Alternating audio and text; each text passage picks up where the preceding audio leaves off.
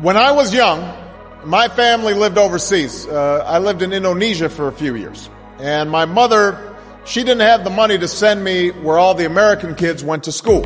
But she thought it was important for me to keep up with an American education. So she decided to teach me extra lessons herself, Monday through Friday.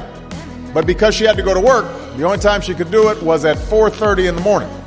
But whenever I'd complain, my mother would just give me one of those looks and she'd say, "This is no picnic for me either, Buster." So I know that some of you are still adjusting to being back at school, but I'm here today because I have something important to discuss with you.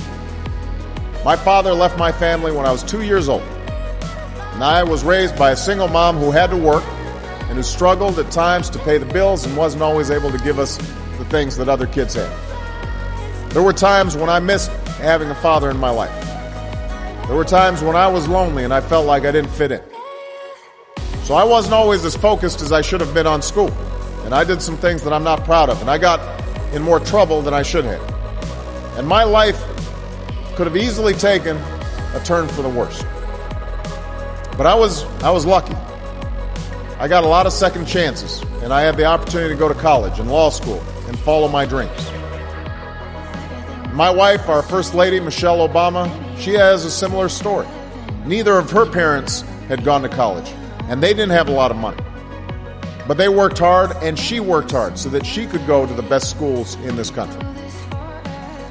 But some of you might not have those advantages. Maybe you don't have adults in your life who give you the support that you need. Maybe someone in your family has lost their job, and there's not enough money to go around. Maybe you live in a neighborhood where you don't feel safe, or have friends who are pressuring you to do things you know aren't right. Maybe you could be a great writer, maybe even good enough to write a book or articles in a newspaper, but you might not know it until you write that English paper, that English class paper that's assigned to you. Maybe you could be an innovator or an inventor, maybe even good enough to come up with the next iPhone or the new medicine or vaccine, but you might not know it until you do your project for your science class. Maybe you could be a mayor or a senator or a Supreme Court justice, but you might not know that until you join student government or the debate team. And no matter what you want to do with your life, I guarantee that you'll need an education to do it. You want to be a doctor or a teacher or a police officer? You want to be a nurse or an architect, a lawyer or a member of our military? You're going to need a good education for every single one of those careers. You cannot drop out of school and just drop into a good job. You've got to train for it and work for it and learn for it. And this isn't just important for your own life and your own future. What you make of your education will decide nothing less than the future of this country. The future of America depends on you. What you're learning in school today will determine whether we as a nation can meet our greatest challenges in the future.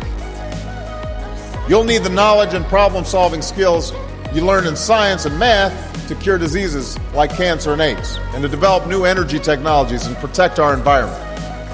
You'll need the insights and critical thinking skills you gain in history and social studies to fight poverty and homelessness, crime and discrimination, and make our nation more fair and more free. You'll need the creativity and ingenuity you develop in all your classes to build new companies that will create new jobs and boost our economy. We need every single one of you to develop your talents and your skills and your intellect so you can help us old folks solve our most difficult problems. If you don't do that, if you quit on school, you're not just quitting on yourself, you're quitting on your country. Now, I know it's not always easy to do well in school. I know a lot of you have challenges in your lives right now that can make it hard to focus on your schoolwork. I get it. I know what it's like. But at the end of the day, the circumstances of your life, what you look like, where you come from, how much money you have, what you've got going on at home, none of that is an excuse for neglecting your homework or having a bad attitude in school. That's no excuse for talking back to your teacher or cutting class or dropping out of school. There is no excuse for not trying. Where you are right now doesn't have to determine where you'll end up. No one's written your destiny for you. Because here in America, you write your own destiny. You make your own future. That's what young people like you are doing every day all across America. And that's why today I'm calling on each of you to set your own goals for your education and do everything you can to meet them. Your goal can be something as simple as doing all your homework, paying attention in class, or spending some time each day reading a book. Maybe you'll decide to get involved in an extracurricular activity or volunteer in your community.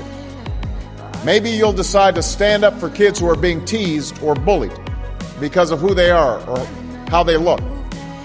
Because you believe, like I do, that all young people deserve a safe environment to study and learn. Maybe you'll decide to take better care of yourself so you could be more ready to learn. But whatever you resolve to do, I want you to commit to it. I want you to really work at it. I know that sometimes you get that sense from TV that you can be rich and successful without any hard work. That your ticket to success is through rapping or basketball or being a reality TV star.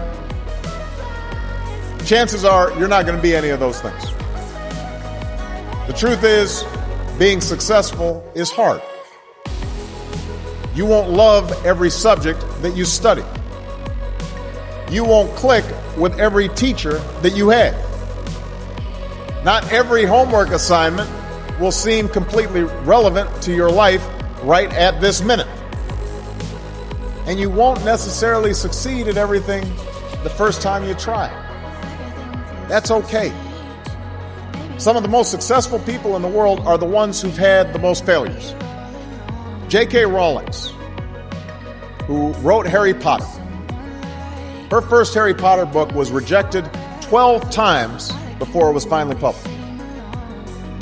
Michael Jordan was cut from his high school basketball team.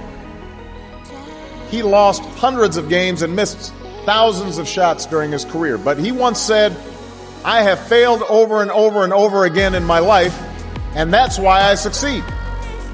These people succeeded because they understood that you can't let your failures define you. You have to let your failures teach you. You have to let them show you what to do differently the next time. So if you get into trouble, that doesn't mean you're a troublemaker. It means you need to try harder to act right. If you get a bad grade, that doesn't mean you're stupid. It just means you need to spend more time studying. No one's born being good at all things. You become good at things through hard work. You're not a varsity athlete the first time you play a new sport. You don't hit every note the first time you sing a song. You've got to practice. The same principle applies to your schoolwork. You might have to do a math problem a few times before you get it right. You might have to read something a few times before you understand it. You definitely have to do a few drafts of a paper before it's good enough to hand in. Don't be afraid to ask questions. Don't be afraid to ask for help when you need it. I do that every day. Asking for help isn't a sign of weakness, it's a sign of strength. Because it shows you have the courage to admit when you don't know something, and that then allows you to learn something new. So find an adult that you trust, a parent, a grandparent, or a teacher, a coach, or a counselor, and ask them to help you stay on track to meet your goals. And even when you're struggling, even when you're discouraged, and you feel like other people have given up on you, don't ever give up on yourself. Because when you give up on yourself, you give up on your country. The story of America isn't about people who quit when things got tough. It's about people who kept going, who tried harder, who loved their country too much to do anything less than their best. It's the story of students who sat where you sit 250 years ago and went on to wage a revolution, and they founded this nation. Young people. Students who sat where you sit 75 years ago, who overcame a depression and won a world war, who fought for civil rights and put a man on the moon. Students who sat where you sit 20 years ago, who founded Google and Twitter and Facebook and changed the way we communicate with each other. So today, I want to ask all of you